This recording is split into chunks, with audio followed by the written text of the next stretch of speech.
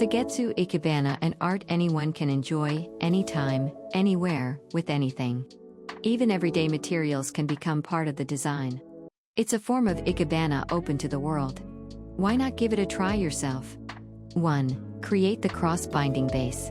Cross 2 sturdy branches or stems at the mouth of the container to form an X. This structure will support other materials. 2. Insert the main branch, shin.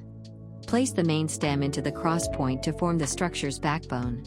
Aim for a natural angle, 10 to 15 degrees from vertical, to create flow and movement.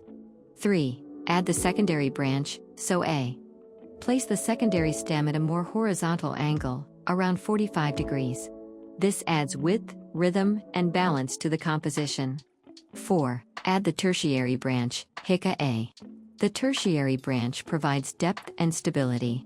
Use a stem about half the length of the main branch, angled at around 60 to 75 degrees. 5. Final adjustments. Add complementary elements with care for spacing and flow. Remove excess leaves and fine-tune the arrangement. 6. Finished.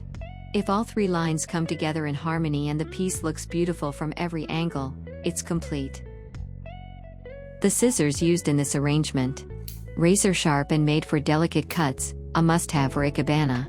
Crafted in Japan for unmatched quality and control.